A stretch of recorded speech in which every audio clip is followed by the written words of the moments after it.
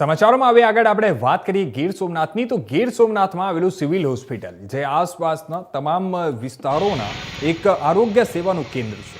ગીર સોમનાથ જિલ્લાના વડા મથક વેરાવળ ખાતે આવેલી મુખ્ય સિવિલ હોસ્પિટલ જે સમગ્ર જિલ્લાના 6 તાલુકાના લોકો માટે આરોગ્ય સેવાઓ પૂરી પાડે છે.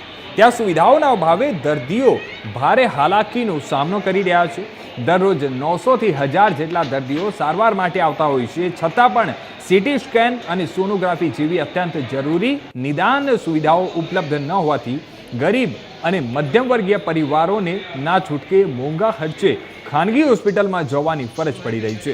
વેરાવળ સિવિલ હોસ્પિટલમાં સારવાર લેવા આવતા મોટાભાગના દર્દીઓ આર્થિક રીતે નબળા વર્ગના હોય છે. સરકારની મફત સારવારની અપેક્ષાઓએ તેઓ અહીં આવે છે, પરંતુ અહીં આવતા જ તેમને નિરાશા સાંપડે છે. હોસ્પિટલમાં સીટી સ્કેન મશીન ન હોવાને કારણે અકસ્માત, માથાની ગંભીર ઈજા કે અન્ય જટિલ બીમારીઓ માટે દર્દીઓને બહાર ખાનગી ડાયગ્નોસ્ટિક સેન્ટરમાં જવું પડે છે, જ્યાં એક સીટી સ્કેનનો ખર્ચ ₹5000 થી 6000 જેટલો થાય છે.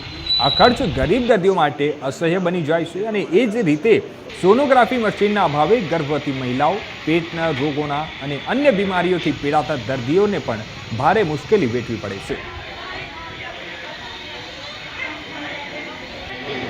સુવિધામાં સરસ છે, લેકિન અત્યારે આપણે જોવા જઈએ તો સીટી સ્કેનની ખાસ જરૂરત છે અહીંયા, અને સોનોગ્રાફીની એ અત્યારે બંધ છે, અહીંયા નથી ની અવેલેબલ હોવી જોઈએ. આટલી મોટી હોસ્પિટલ છે એના માટે. ને ગીર સોમનાથ જિલ્લામાં આપણે આવીએ છીએ. એમરજન્સીમાં તો કોઈ પણ અત્યારે કંઈ થયું હોય તો એમરજન્સીમાં તો આપણે બહાર પ્રાઇવેટમાં જ જવું પડે. જુનાગઢ, રાજકોટ અથવા વેરાવળની અંદર ક્યાંક અહીંયા મોટા રકમો આપવી પડે. મિડલ ક્લાસના માણસો તો કેવી રીતના એ હેન્ડલ કરી શકે. જિલ્લાની અંદર જે સરકારી હોસ્પિટલ આવે છે, 6 તાલુકા માટે એક જ હોસ્પિટલ મોટી આવેલી છે, જે અવારનવાર અહીંયા સીટી સ્કેન મશીનો અને જે બંધ હાલતમાં જોવા મળે છે, તે બહારથી આવતા વ્યક્તિ જે અહીંયા એક્સિડન્ટ કેસો બહારથી આવતા હોય, અન્ય કોઈ બીમારીઓ થતી હોય, જે અનુકૂળ કોઈ અહીં સીટી સ્કેન મશીનો ન હોય એટલે પ્રાઇવેટ હોસ્પિટલોની અંદર જે આ લોકોને જવું પડે, તેનાથી હજારો રૂપિયાનો જે વેપાર થતો હોય આ લોકોનો, એક એ આશા લઈને આવ્યા હોય કે સરકારી હોસ્પિટલમાં તેઓની સારવાર ફ્રી થઈ જશે, પણ અહીંયા એવી કોઈ સુવિધાઓ ન મળતી હોય ને જેના માટે પ્રાઇવેટ હોસ્પિટલોની અંદર સીટી સ્કેનો કરવા જવા પડે, સોનોગ્રાફીઓ કરવા જવી પડે, અન્ય રિપોર્ટો પણ બહાર કરવા જવા પડતા હોય છે. જેનાથી મારી ગુજરાત સરકારના મુખ્યમંત્રી અને આરોગ્ય મંત્રીને એક જ વિનંતી છે કે વહેલી તકે અહીંયા જે વેરાવળની સરકારી હોસ્પિટલ છે ગીર સોમનાથ જિલ્લાની, જે 6 તાલુકા વચ્ચે એક જ આવેલી છે, અહીં વહેલી તકે તમામ મશીનરીઓ અહીંયા ઉપલબ્ધ થાય તેવી હું તેમની પાસે વિનંતી કરું છું. આપણે જે સિવિલ હોસ્પિટલ વેરાવળ છે એ ગીર સોમનાથ જિલ્લાની ડિસ્ટ્રિક્ટ લેવલની હોસ્પિટલ છે, અને આપણે અહીંયા જે રૂટીન ચાલુ દિવસો હોય છે એમાં દરરોજના અંદાજિત 900 થી 1000 જેટલા દર્દીઓની ઓપીડી રહેતી હોય છે.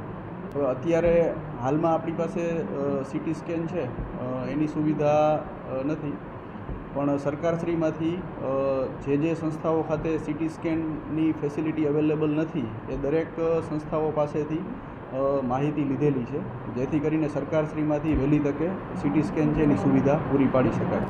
એટલે એના લેવલની જે કાંઈ સરકારશ્રીમાંથી પ્રક્રિયાને છે એ પ્રક્રિયા ચાલુમાં છે અત્યારે. મેં કીધું એમ કે જે દર્દીઓ છે જેને દાખલ થવાની જરૂરિયાત હોય, દાખલ દર્દી હોય અને એની પાસે આયુષ્માન કાર્ડ છે એ અવેલેબલ હોય, તો એમાં કોઈ દર્દીને ભલે અહીંયા ફેસિલિટી ન હોય પણ છતાંય દર્દીને કોઈ એના બાબતે ખર્ચ ઉઠાવવો પડતો નથી. હોસ્પિટલ તરફથી સરકારશ્રી દ્વારા એ વિનામૂલ્યે જ સેવાઓ પૂરી પાડવામાં આવે છે.